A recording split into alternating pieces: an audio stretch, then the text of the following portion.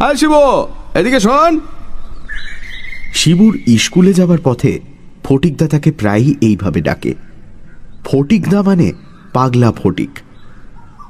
জয়নারায়ণ বাবুদের বাড়ি ছাড়িয়ে চৌমাথার কাজটায় যেখানে একটা পুরনো মরচে ধরা স্টিম রোলার আজ 10 বছর ধরে পড়ে আছে, তার ঠিক সামনেই ফটিকদার ছোট্ট টিনের চালওয়ালা বাড়ি।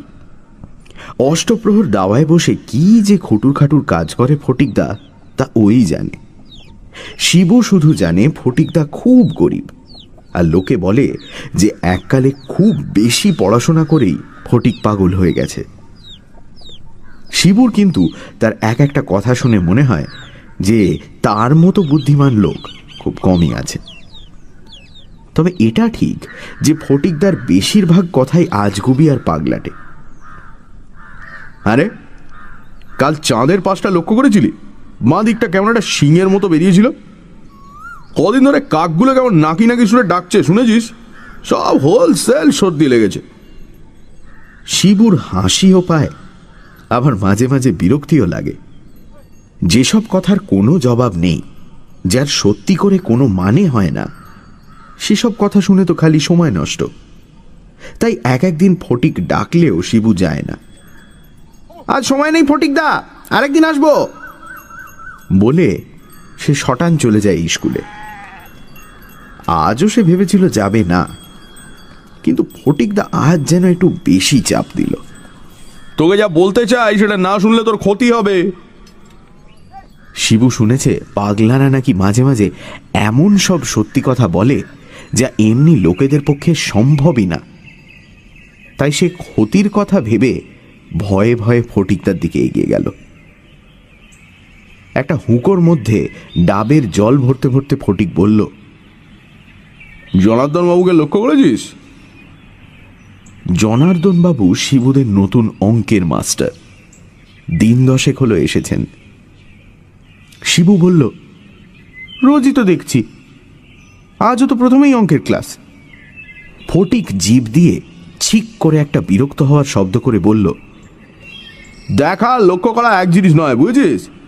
বলতো তুই যে বেল্টটা পরেছিস তাতে কটা ফুটো, শার্টটায় কটা বোতাম, না দেখে বলতো। শিবু কোনোটারই ঠিকমতো জবাব দিতে পারল না।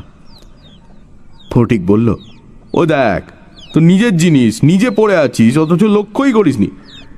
তেমন জনার্দন বাবুকেও লক্ষ্য করিসনি তুই। কি লক্ষ্য করব? কোন জিনিসটা? হুঁকোতে কলকে লাগিয়ে গুড়ুক গুড়ুক করে দুটো টান দিয়ে ফটিক বলল, এই ধর দাঁত। দাঁত? দাঁত।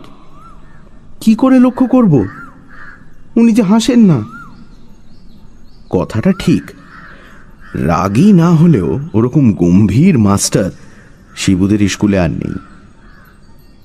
ফটিক বলল, ঠিক আছে, এরপর যেদিন হাসবেন সেদিন ওই দাঁতগুলো খালি লক্ষ্য করিস, তারপর আমায় এসে বলে যাস কি দেখলি।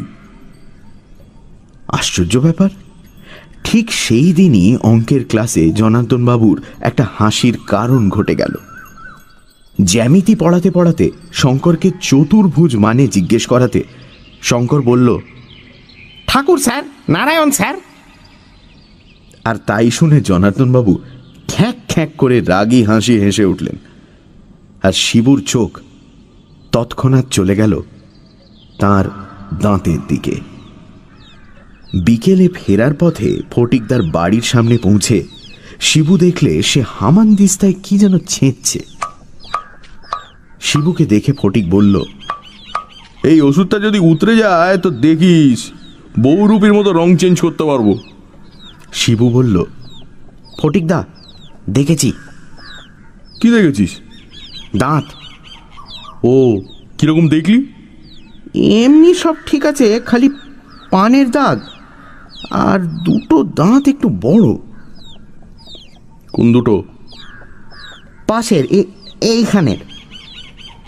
শিবু আঙুল দিয়ে দেখিয়ে দিল। ওখানে দাঁতকে কি বলে জানিস? কি? সদন্ত, কুকুরে দাঁত। ও, এত বড় কুকুরে দাঁত মানুষের পার্টিতে দেখেছিস এর আগে? না বোধ হয়। কুকুরে দাঁত কাদের বড় হয় জানিস? কুকুরের?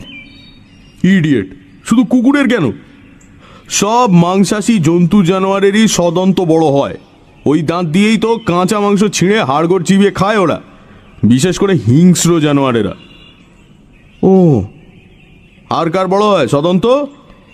শিবু আকাশ পাতাল ভাবতে লাগলো। আর কার হবে আবার?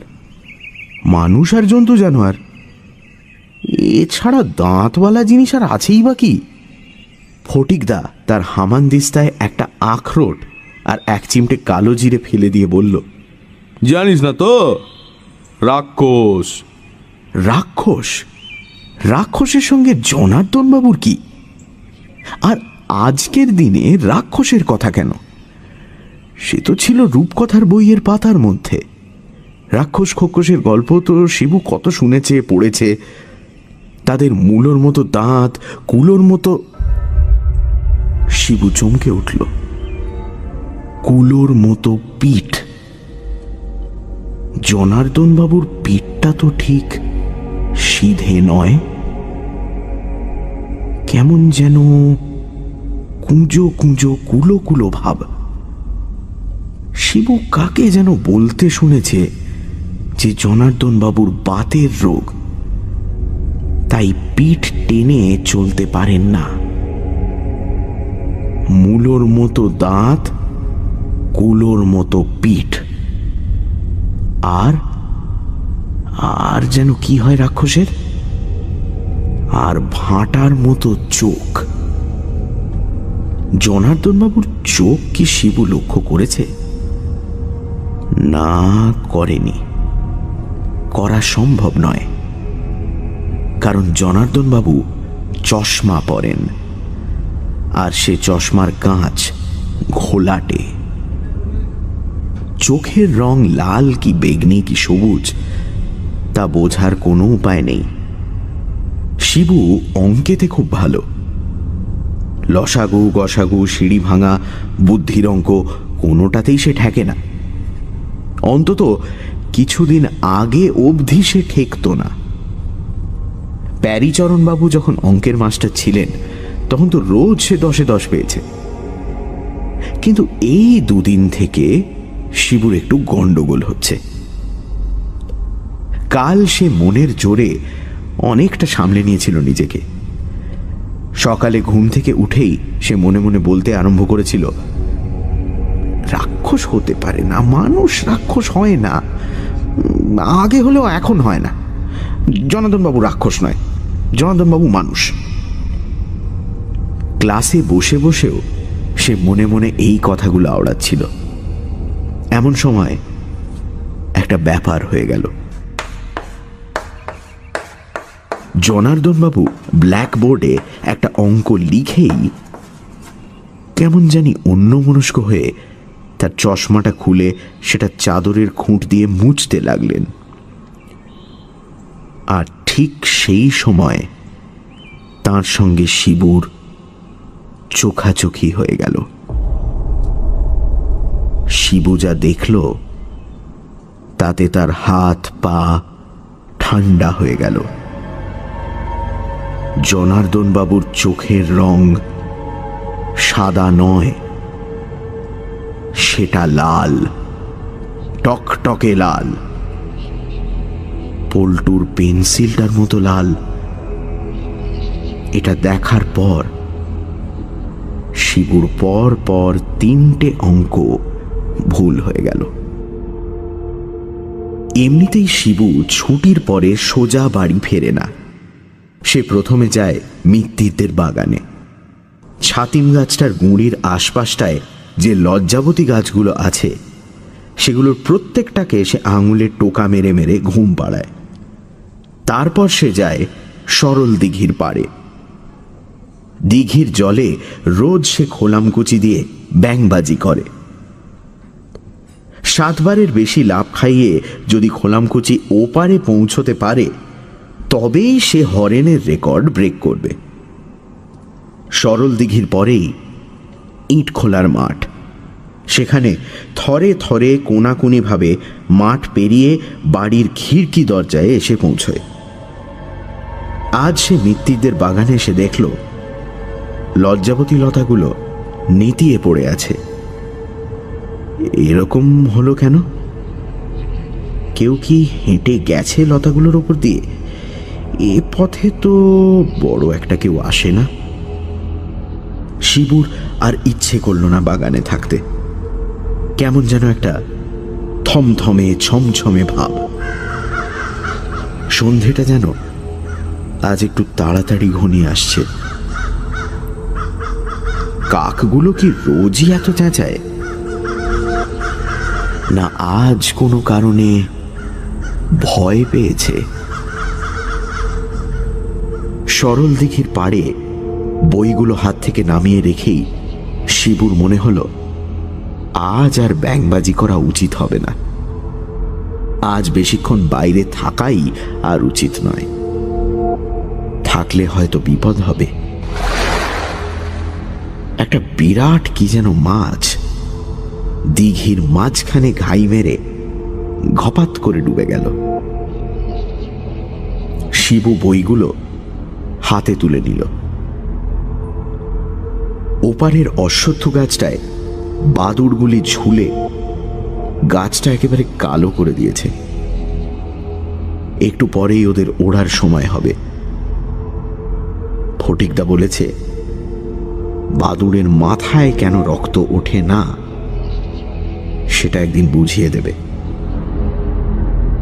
জামরুল গাছটার পেছনের ঝোপটার থেকে একটা তক্ষক ডেকে উঠল, খোক্কস খোক্কস খোক্কস। শিবু বাড়ির দিকে রওনা দিল। ইট খোলার কাছাকাছি আসতেই সে দেখতে পেল জনার্দন বাবুকে। ইটের পাঁজাগুলোর হাত বিশেক দূরেই একটা কুল গাছ, তার পাশেই দুটো ছাগলছানা খেলা করছে।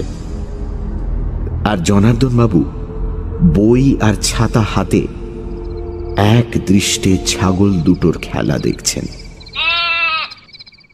শিবু প্রায় নিঃশ্বাস বন্ধ করে কোনো শব্দ না করে একটা ইটের পাঁজার উপর উঠে দুটো ইটের মধ্যিখানের ফাঁক দিয়ে তার মাথাটা যত দূর যায় গলিয়ে জনার্দন বাবুকে দেখতে লাগলো। সে লক্ষ্য করল যে ছাগলগুলোকে দেখতে দেখতে জনার্দন বাবু দুবার তার ডান হাতটা উপর করে ঠোঁটের নিচে বুলোলেন। জিভ দিয়ে জল না পড়লে মানুষ কখনো ওভাবে ঠোঁটের নিচটা মোছে না। তারপর শিবু দেখল জনার্দন বাবু ওত পাতার মতো করে নিচু হলেন। তারপর হঠাৎ হাত থেকে বই ছাতা ফেলে দিয়ে খপ করে একটা ছাগলের বাচ্চাকে চাপটে ধরে কোলে তুলে নিলেন। আর সেই সঙ্গে শিবু শুনতে পেল ছাগলছানার চিৎকার আর জনার্দন বাবুর হাসি।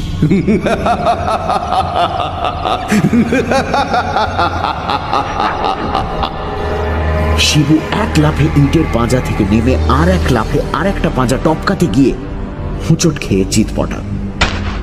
কে ওখানে? কোনো মতে নিজেকে সামলে নিয়ে উঠতে গিয়ে শিবু দেখে জনার্দন বাবু হাত থেকে ছাগল নামিয়ে তার দিকে এগিয়ে আসছেন। কে? শিবরাম? চোট পেয়েছো নাকি? ওখানে কি করছিলে? শিবু কথা বলতে গিয়ে দেখল তার গলা শুকিয়ে গেছে। তার ইচ্ছে করছিল উল্টে জনার্দন বাবুকে জিজ্ঞেস করে, আপনি ওখানে কি করছিলেন? আপনার কোলে ছাগল কেন? আপনার জিভে জল কেন? জনার্দন বাবু শিবুর কাছে এসে বললেন, ধরো, আমার হাত ধরো। শিবু কোনো মতে হাত না ধরেই উঠে দাঁড়ালো। তোমার বাড়ি তো কাছেই না? হ্যাঁ স্যার। ওই লাল বাড়িটা কি? হ্যাঁ স্যার। ও, আমি যাই স্যার। ও কি রক্ত নাকি? শিবু দেখল তার হাঁটু ছড়ে গিয়ে সামান্য একটু রক্ত চুইয়ে পড়ছে, আর জনার্দন বাবু এক দৃষ্টে সেই দিকে চেয়ে রয়েছেন, আর তার চশমার কাঁচ দুটো জল করছে। আমি যাই স্যার। শিবু কোনো মতে বইগুলো খচমচিয়ে মাটি থেকে তুলে নিল। শোনো শিবরাম। জনার্দন বাবু এগিয়ে এসে শিবুর পিঠে একটা হাত রাখলেন। শিবুর বুকে কে যেন দুর্মুষ পিটতে লাগলো। তোমাকে একা পেয়ে ভালোই হয়েছে। একটা কথা তোমায় জিজ্ঞেস করবো ভাবছিলাম, তোমার অঙ্কের ব্যাপারে কোনো অসুবিধে হচ্ছে কি? আজ এত সহজ সহজ অঙ্কে ভুল হলো কেন? যদি কোনো অসুবিধা হয় তো ছুটির পর আমার বাড়িতে এসো না, আমি তোমায় দেখিয়ে দেবোক্ষণ। অঙ্কেতে যে ফুল মার্কস পাওয়া যায়, পরীক্ষায় ভালো করতে হলে অঙ্কে তো ভালো করতেই হবে। তুমি আসবে আমার বাড়ি? শিবু কোনো মতে দুপা পিছিয়ে জনার্দন বাবুর হাত পিঠ থেকে সরিয়ে নিয়ে ঢোক গিলে বলল, না স্যার, আমি নিজেই পারবো স্যার, কালই ঠিক হয়ে যাবে। বেশ, তবে অসুবিধে হলে বলো, আর আমাকে এত ভয় পেও না। এত ভয় পাও কেন? আমি কি রাক্ষস যে কামড়ে দেবো? হ্যাঁ?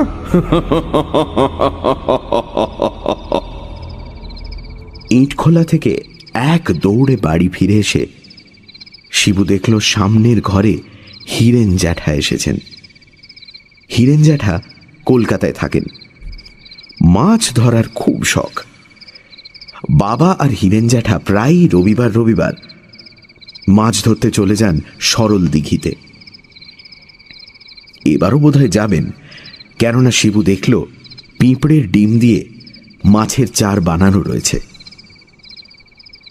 শিবু আরও দেখল যে হীরেন জ্যাঠা এবার বন্দুকও এনেছেন।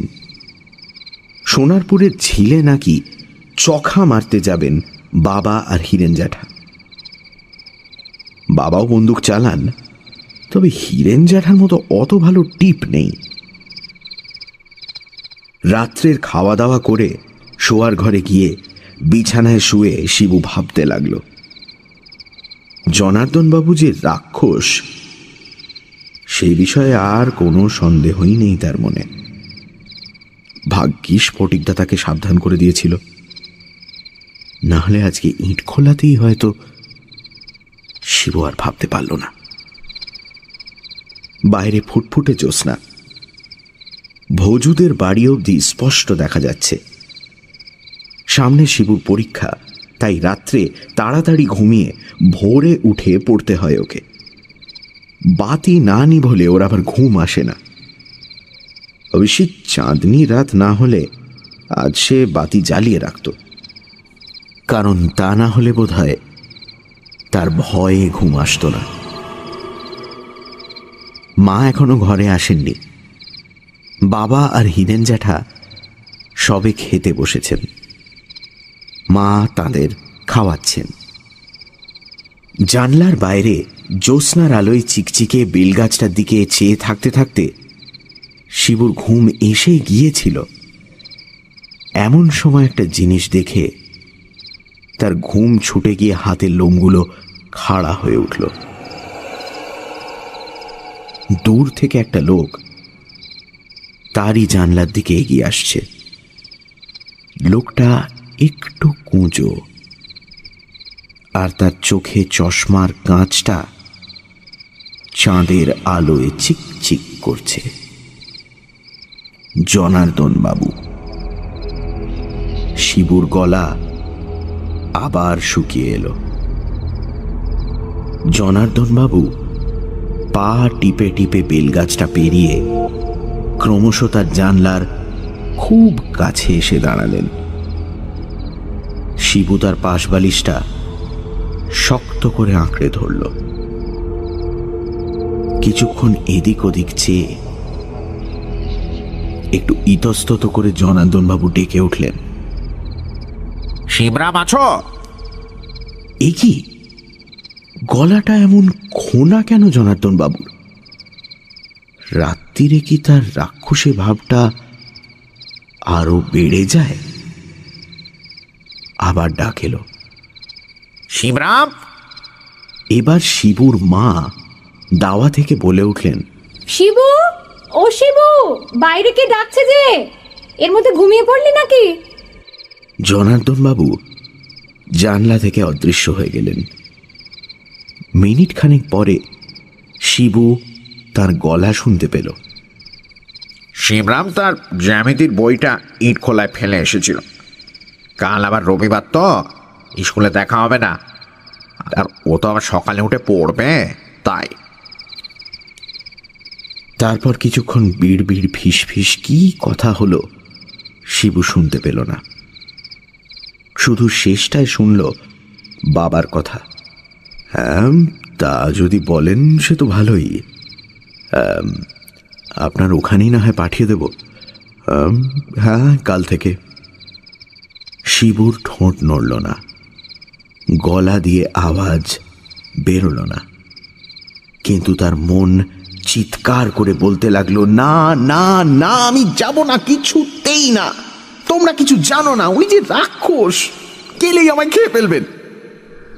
পরদিন রবিবার হলেও শিবু সকালেই চলে গেল ফটিকদার বাড়িতে। কত কি যে বলার আছে তার ফটিকদাকে। ফটিকদা তাকে দেখে বলল, স্বাগতম। তোর বাড়ির কাছে ফণি মনসা আছে না? আমাকে কিছু এনে দিস তো, দা দিয়ে কেটে। একটা নতুন রান্না মাথায় এসেছে। শিবু ধরা গলায় বলল, ফটিকদা, কে? তুমি যে বলেছিলে না জনার্দন বাবু রাক্ষস? কে বললো? তুমি তো বললে। মোটেই না, তুই আমার কথাগুলো লক্ষ্য করিসনি। কেন? আমি বললাম তুই জনার্দন বাবুর দাঁতগুলো লক্ষ্য করিস, তারপর তুই এসে বললি তার কুকুর দাঁতগুলো বড় বড়। তারপর আমি বললাম ওরকম কুকুর দাঁত রাক্ষসেরও হয় বলে শুনেছি। তার মানে কি জনার্দন বাবু রাক্ষস? তাহলে উনি রাক্ষস নন? তা তো বলিনি। তবে? ফটিকদা দাওয়া থেকে উঠে একটা মস্ত হাই তুলে বলল, তো জ্যাঠাকে যেন দেখলাম আজ। মাছ ধরতে এসেছেন বুঝি? ছিপ দিয়ে বাঘ ধরেছিলেন একবার ম্যাকাডি সাহেব, সে গল্প জানিস? শিবু মরিয়া হয়ে বলে উঠল, ফটিকদা, কি আজে বাজে বকছো তুমি? এদিকে জনার্দন বাবু যে সত্যিই রাক্ষস, আমি জানি তিনি রাক্ষস। আমি অনেক কিছু দেখেছি আর শুনেছি।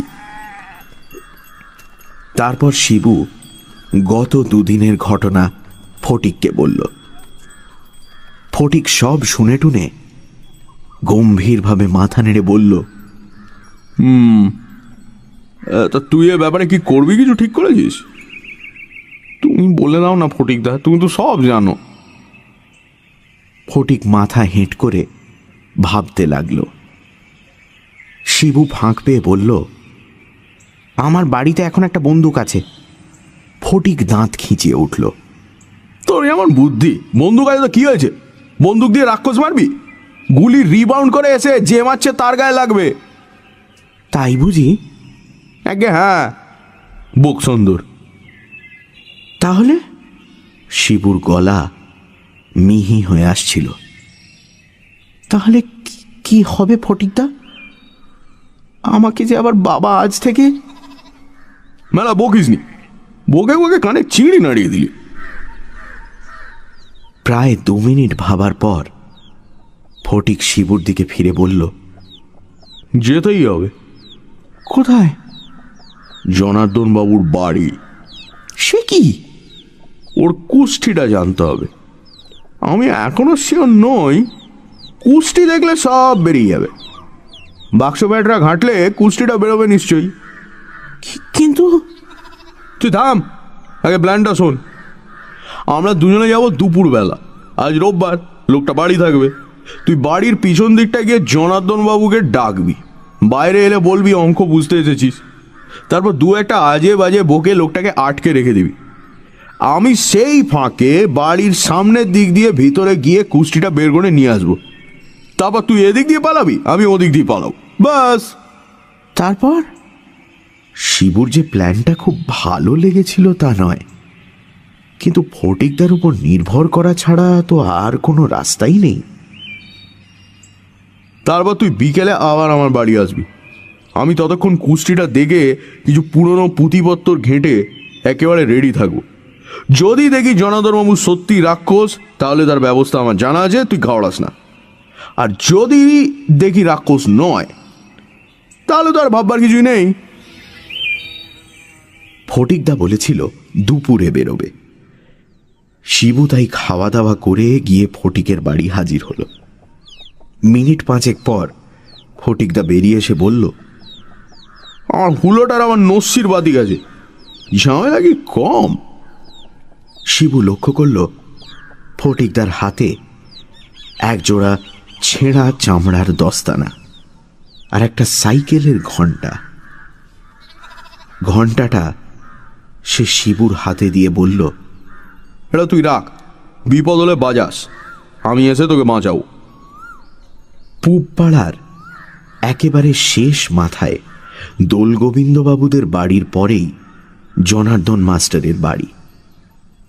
একা মানুষ, বাড়িতে চাকর পর্যন্ত নেই। বাইরে থেকে বাড়িতে যে একটা রাক্ষস আছে সেটা বোঝবার কোনো উপায় নেই। কিছুটা রাস্তা বাকি থাকতেই শিবু আর ফটিকদা আলাদা হয়ে গেল। বাড়ির পিছনে পৌঁছে শিবু বুঝল যে তার আবার গলা শুকিয়ে আসছে। জনার্দনবাবুকে ডাকতে গিয়ে তার যদি গলা দিয়ে আওয়াজ না বেরোয়। বাড়ির পেছনে পাঁচিল, তার গায়ে একটা দরজা, আর দরজার কাছেই একটা পেয়ারা গাছ।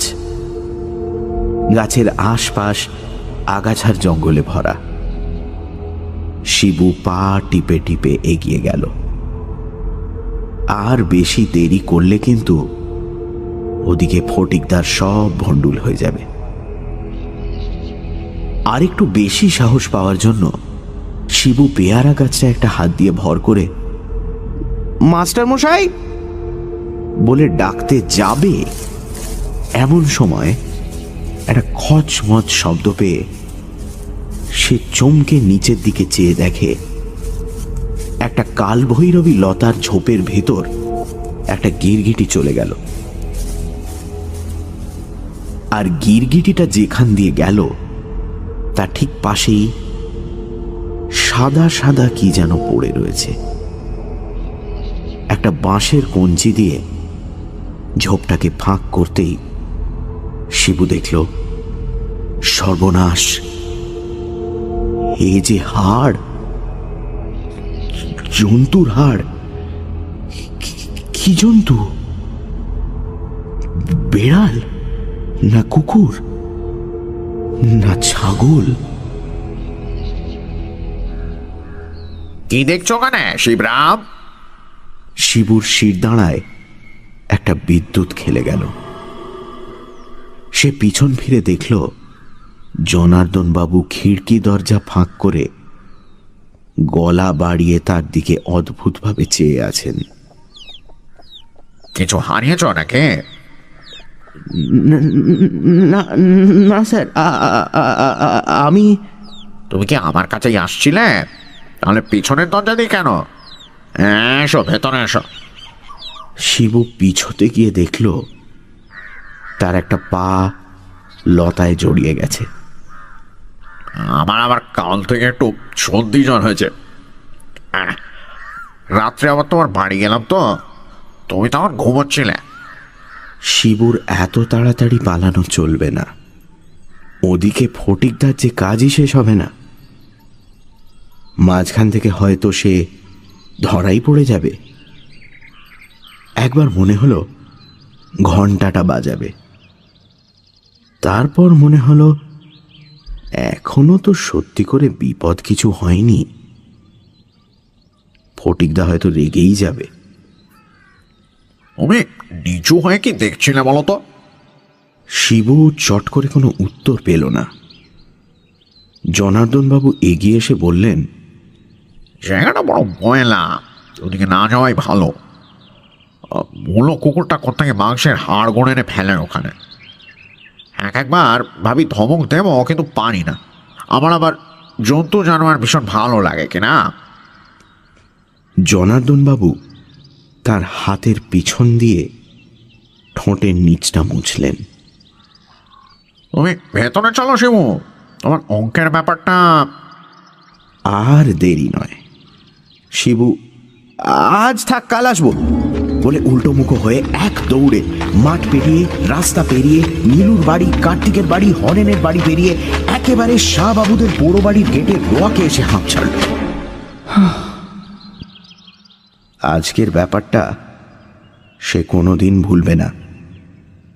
তার যে এত সাহস হতে পারে সে নিজেই ভাবতে পারেনি। বিকেল হতে না হতে শিবু ফটিকের বাড়ি হাজির হলো। না জানি কুষ্টি থেকে কি বার করেছে ফটিকদা। শিবুকে দেখেই ফটিক মাথা নাড়ল।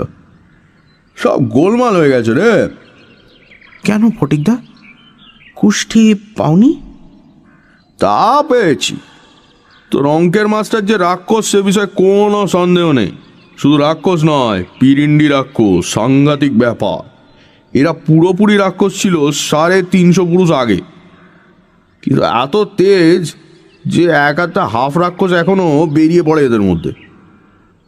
পুরো রাক্ষস তো এখন সভ্য দেশে কোথাওই নেই, এক আছে আফ্রিকার কোনো কোনো অঞ্চলে, আর ব্রাজিল, বর্নিও এইসব জায়গায়।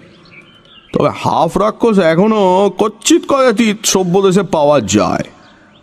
জনার্দন বাবু ওই ওদের মধ্যে একজন। তাহলে গোলমাল কেন? শিবুর গলাটা একটু কেঁপে গেল। ফটিকদা হাল ছেড়ে দিলে সে চোখে অন্ধকার দেখবে। তুমি যে সকালে বললে তোমার ব্যবস্থা জানা আছে। আমার জানা নেই এমন জিনিস নেই। তবে ফটিকদা একটু গম্ভীর হয়ে গেল। তারপর বলল, মাছের পেটে কি থাকে? এই রে, ফটিকদার আবার পাগলামি আরম্ভ হয়েছে। শিবু এবার কাঁদো কাঁদো হয়ে বলল, ফটিকদা, রাক্ষসের কথা হচ্ছিল, তুমি আবার মাছ আনলে কেন? কি থাকে? ফটিক গর্জন করে উঠল, পটকা। ফটিক তার গলা শুনে শিবুর রীতিমতো ভয় লাগতে আরম্ভ করেছিল। তোর মাথা এত কম বিদ্যে দিয়ে তো তুই বকের বকলসটাও লাগাতে পারবি না। শোন, 2.5 বছর বয়সে একটা শ্লোক শিখেছিলাম, এখনো মনে আছে।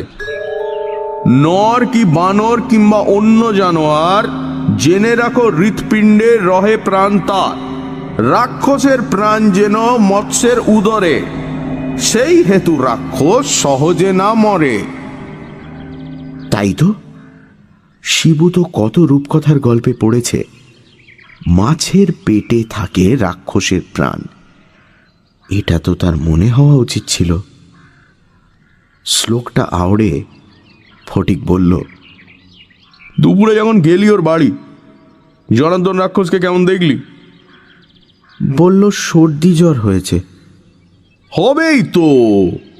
ফটিকদার চোখ জল জল করে উঠল। হবে না? প্রাণ নিয়ে টানাটানি যে, যেই কাতলাটা উঠেছে ছিপে অমনি জ্বর, এ তো হবেই। তারপর শিবুর দিকে এগিয়ে এসে তার শার্টের সামনেটা খপ করে হাতের মুঠোয় খামচে ধরে ফটিকদা বলল, এখনো সময় আছে। তো জ্যাঠা এই 0.5 ঘন্টা আগে সরল দিঘির ওই আধমুনি কাতলাটা ধরে নিয়ে বাড়ি ফিরেছে। আমি দেখেই আন্দাজ করেছি ওটার পেটের মধ্যেই আছে জনার্দন রাক্ষসের প্রাণ। এখন জ্বরের কথাটা শুনে আরও শিওর মনে হচ্ছে। ওই মাছটাকে চিড়ে দেখতে হবে। কিন্তু সেটা কি করে হবে ফটিকদা? সহজে হবে না, তোরই উপর নির্ভর করছে। আর এটা না করতে পারলে যে তোর কি বিপদ হতে পারে সেটা ভাবতেও আমার ঘাম ছুটছে। ঘণ্টাখানেক পরে শিবু একটা দড়ির মাথায় সরল দিঘির আধমনি কাতলাটা বেঁধে সেটাকে হিঁচড়ে হিঁচড়ে হাঁপাতে হাঁপাতে ফটিকদার বাড়ির সামনে এসে হাজির হলো। ফটিক বলল, কেউ জানতে পারেনি তো? শিবু বলল, না, বাবা চান করছিলেন, জ্যাঠামশাই শ্রীনিবাসকে দিয়ে দলাই মলাই করাচ্ছিলেন, আর মা সন্ধে দিচ্ছিলেন। নারকলের দড়ি খুঁজতে দেরি হলো, আর উফ যা ভারী। কোচ পরোয়ানে মাসল হবে। ফটিক মাছ নিয়ে ভিতরে চলে গেল। শিবু ভাবল, কি আশ্চর্য বুদ্ধি আর জ্ঞান ফটিকদার। ওর জন্যই বোধহয় শিবু এ যাত্রা রক্ষা পাবে। হে ভগবান, জনার্দন রাক্ষসের প্রাণটা যেন থাকে মাছটার পেটে।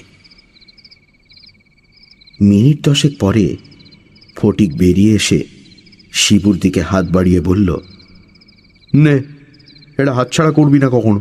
রাত্রে বালিশের নিচে নিয়ে শুবি। স্কুলে যাওয়ার সময় প্যান্টের বাঁ পকেটে নিয়ে নিবি। এটা হাতে থাকলে রাক্ষস কেঁচো, আর হামানদিস্তায় গুঁড়িয়ে ফেললে রাক্ষস ডেড।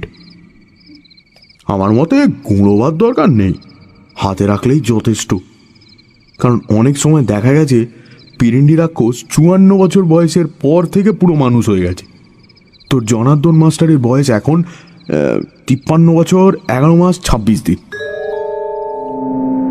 শিবু এবার সাহস করে তার হাতের তেলোর দিকে চেয়ে দেখল। একটা ভিজে ভিজে মিছরির দানার মতো পাথর নতুন ওঠা চাঁদের আলোয় চকচক করছে। পাথরটাকে পকেটে নিয়ে শিবু বাড়ির দিকে ঘুরল। পেছন থেকে ফটিকদা বলল, হাতে আসতে গন্ধ রয়েছে তোর, ভালো করে ধুয়ে নিস। আর বোকা চেয়ে থাকিস, নইলে ধরা পড়ে যাবি। পরদিন অঙ্কের ক্লাসে জনার্দন বাবু ঠিক ঢোকবার আগে একটা হাঁচি দিলেন, আর তারপরেই চৌকাঠে ঠোক্কর খেয়ে তার জুতোর শুকতলা হাঁ হয়ে গেল।